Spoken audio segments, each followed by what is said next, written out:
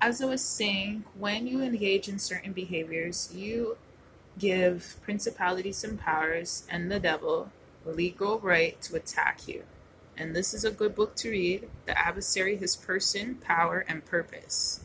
Okay? And you can read it for free online. If you have a Google Books account, you can read it for free on your Google. All right? I just want to tell you something.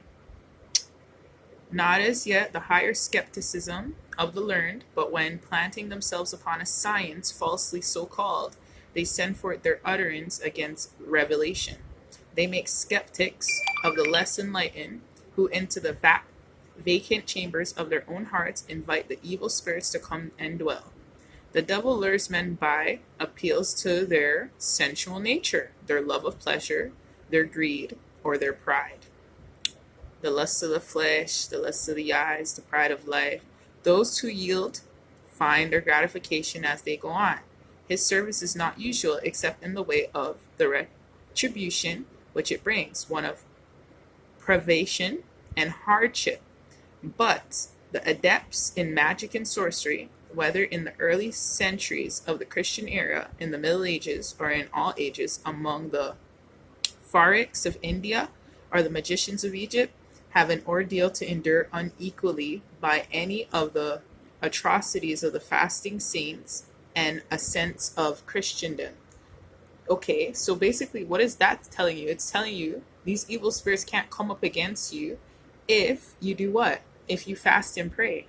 Listen, I'm telling you something right now. When I walk on the streets, some evil people put their hands over their face. They can't even bear to look at me because my light is shining and beaming. I had people literally put their face down or put their hands over their face when they see me. I'm going to show you this is the book. You can read it online. You got me? Yeah. So, and this is another book I think I told you guys about. I'll show you it right now. You should read it too. It's touching it a little bit. It's touching it a little bit, actually. Just to get into some truths. Say something I proud. This is okay. The city of sin. It's foreign. It's built in the form of a circle. The streets is like so many rays. This is a city in hell. But pride, remember pride is a spirit, which is the capital of this city. Let's keep going. Repulsive, these are all things. The court of honor, Mr. Spite is the clerk, and the devil is the president. Laws are here enacted in relation to what is called the code of honor. Their code of honor is if you sin, they got legal right to come for you, regulating the sending and receiving of challenges on how they're going to overthrow you. Do you get it? The choosing of weapons on which snares, like they wheat their tongue like a sword and bend their bows to shoot evil arrows, even bitter words that they may shoot at the perfect. That's why I tell you people can witchcraft you and hurt you with words. Their swords are in their mouths. These are the people who have swords in their mouth. These are the ones who are shooting evil arrows at you with bitter words. Those are spiritual words in the Bible. They're not physical words, okay? These are them. The choosing of weapons on how they're going to hit you. Remember, the Most High shoots arrows to scatter them. They shoot arrows too. They shoot arrows of sickness. They shoot arrows of poverty. They shoot arrows of all kinds of arrows. Stagnation, forgetfulness, memory loss, block visions, spiritual blindness, spiritual deafness, for you not to read your Bible, spirit of distraction, spirit of slumber for you to sleep, a spirit that makes you tired every time you're supposed to read the word, or you say you're going to read, procrastination. These are all spirits, people. Please wake up. I love you guys so much, and I want you to know that this is about light and darkness, okay? How they're receiving challenges, the choosing of weapons, and the meeting of the dilutes, laws which have ever been a curse to the city, widowing the wife, orphaning the child. That's what they plan. How to make a woman a widow, how to make a child fatherless, covering whole families, and with the sable weeds of mourning, making people, they rejoice at your mourning. Some people don't sleep unless they make people fall. The Bible tells you that. These people don't sleep unless they make some to fall, especially the people who work for Satan. They don't sleep unless they cause one to fall. They lurk in the streets. They set traps and snares at the wayside. That's witchcraft, okay? And bringing down the gray hairs of many. A father with sorrow to the grave. And in the court of fashion, Mr. Lust of the Flesh. You see what that this one, Lust of the Flesh, is the surgeon at arms. Mr. Lust of the Eyes is clerk. And Mr. Pride of Life is speaker. Mazers, vanity and show, are doorkeepers. This court has 2 sessions, dominated the spring and summer, the fall and winter sessions. To support it, a heavy tax is levied on every citizen that's up here. No one is exempt from its payment, unless indeed they should go into a state of nudity. The shape of every hat, the turn of every collar, the cut of every coat, the curl of every mustache, the embroidering of every skirt.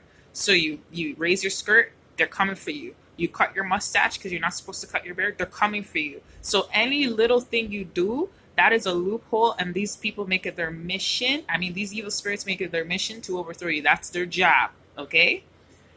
That is their job. There are 2 parties in this court. The modesty party occupying the seats on the right, that's the good people.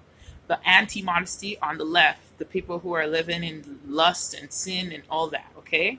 He's going to come and separate the sheep from the goat. The modesty party, led by Mr. Morality, are in favor of keeping up a fair show in the city. The other party, led by the devil, are Mr. Lust of the Flesh, and in favor of shortening the dress so that the ankles may be more exposed, and believing at the top to render visible the shoulders and bosom. The character of this party may well be conceived. From the dome of the Capitol, you will have a commanding view of the city. Here, the streets and alleys, the gardens and villas, the bursting fountains and marble palaces, the gorgeous temples and towering mosques, the minarets, the spears, the fanes, the cupolas, the brazen gates, the ivory crests, battlements, the lofty walls, the sky-reaching towers burst upon the eye as in a panorama. The street, the first strikes the eye, is called Love Money. It passes like a diameter of a circle through the center of the city. At the head of the street is a colossal golden image like onto the which Nebuchadnezzar set up. On its forehead is carved in luminous capitals Mammon. People of all nations, kindreds, and tongues bow before it. Not the sound of a dulcimer or harp, but at the chink of a dollar. The rattling of a car over the skull-paved street. Do you know what mammon is? Mammon means money. So people who love money, they actually are infested and they're slave to mammon, that evil spirit. Okay? The rattling of the car over skull-paved street, the rush of unnumbered multitudes, the noise and din of babbling nations, like the breaking of a foam-capped bellow on the far-sounding strand. Sun, the air, and almost stupefy the senses as deluded mariners borne down the rapids above Niagara, gazing at the rainbow spanning the cataract, heedless of the frantic waters that leap maddening. Where am I? Sorry. Okay. Yeah. From rock to rock, unconscious from the dangers threatening them, spellbound sail on and on, charmed with the sparkling spray. So basically it tells you, like, people walk around day to day with all this charm, with all this witchcraft on them, in the darkness, have no idea, and the Satan's kingdom's like beating them badly, you know? The silver-tipped clouds, the variegated tints of iris, until the whittling bark is dashed into the yawning abyss below. So merits, charmed with the golden clouds that ever bend over them, are borne on and on until they leap the cataract of death and are lost in the pit that is bottomless.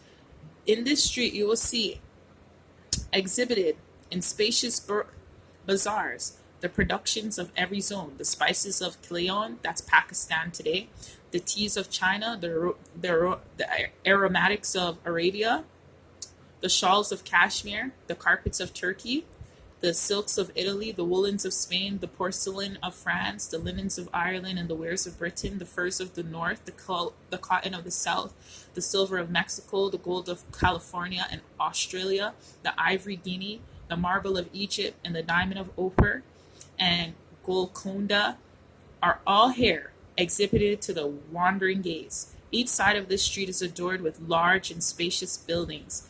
The Merchants' Exchange is one of the most magnificent. It is built of marble. Here the worshippers of Mammon congregate to pay their devotions and to devise plans for increasing his revenue. About 1 mile of this street is taken up with bank buildings. They are mostly constructed of granite and are well bolted and barred and locked with ponderous keys. About 1 mile of Love Money Street is taken up with lofty structures used for the sale of lottery tickets. Flags of apple folds are hung out in front, on which you will see inscribed in golden capitals, "Large bargains are made here. Tickets, $10. Highest prize, $50,000. Yes, and if you guys gamble, please stop gambling. It's sin. But universal experience has shown that while one draws the prize, 10,000 draw the blanks. A little further down the street is crowded with gambling houses, where naught is heard but imprecise, loud, the shuffling of cards, the roll of billiards, and the thunder of the nine-pin alley. There is a particular disease prevalent in love money, similar to the lockjaw, only more to be dreaded, for it rarely leaves its victim. So this is something spiritually that happens to people who love money. They get lockjaw. But we're going to continue what happens more to the people who love money and where they are spiritually. They're on Love Money Street, okay, in the spiritual realm. It terminates in the fingers, and if they once clutch a dollar, they never let it go their grips. The tears of the orphan, the groaning of the prisoner, the sighing of the distressed cannot extract it. Those afflicted with this disease may be recognized by their pale and assumed cheeks. A ghastly eye is sunk in its socket. Evidently, the milk of human kindness is dried up in their breasts, so they don't like to give. There is no cord of sympathy. You're supposed to have the spirit of charity. Charity's long suffering, patient, envies not, to be in unison to another's woe. Love and mercy have taken their flight from their hearts. So people who love money, they don't have the spirit of love and they do not have the spirit of mercy, okay? They drag out a miserable existence, okay? And at the last, wrapping their cold skeleton around their bags of gold, they die as if they have lived, weeping bitterly for one more gold to herd. They are truly Mammon's anchorites, cherishing love to their god of gold rather than the love to that honorable creature that hovers like an angel of mercy over our cradle, watching over our waywardness, soothes the brow when wrung with anguish, pillows our dying head on her bosom, drops the last tear on our cheek, sighs the last farewell to cheer us on our journey. Though the dark valley and shadow of death and cherishes our memory when the cold grave covers us. There are two particular markets in Love Money Street. In the upper market, barbells, gewgaws, and trinkets. Those are tailsmiths. Those are people who good luck charms. This witchcraft. Okay, these are other names of calling trinkets and barbells and gewgaws. These are other words of calling like tailsmith, good luck charms, any type of those things. Those are witchcraft of every kind. So most people who love money, they walk with these type of trinkets to get more money. In exchange for them, men barter peace, happiness, health. This is what they do. This is what they do. They even do witchcraft. They barter peace, happiness, health, reputation, and immortal souls. In the lower, the traffic is mostly carried on in human flesh and blood. Here, the Turk and the same procures the eunuch from Egypt to supervise his cerealio, and a beautiful Caucasian to be incarcerated therein to gratify his lust. Here, the kings of Africa sell their own subjects for European trinkets. And here you will see parents selling their own children for filthy lucre. Okay, we're going to stop here. Let me get filthy lucre for you, because a lot of people don't know what that means.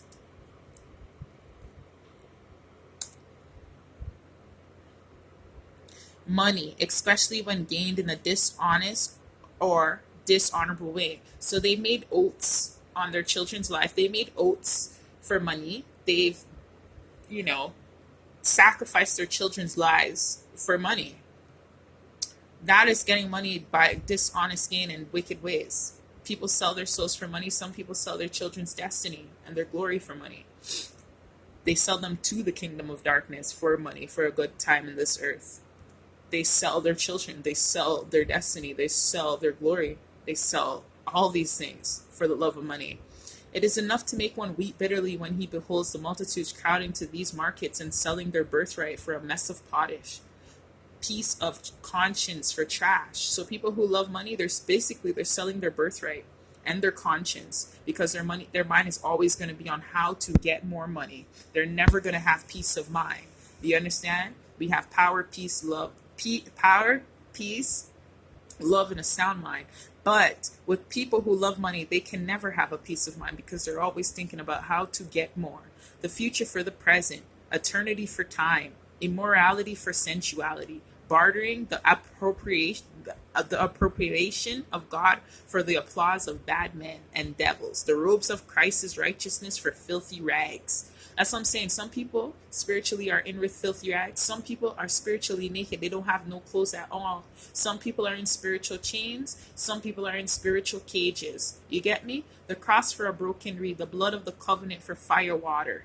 So, for fire water, the world. The rose of Sharon for thorns to plant their dying pillow. The graces of the Spirit for fetish passion, virtue for vice, knowledge for ignorance. So people who love money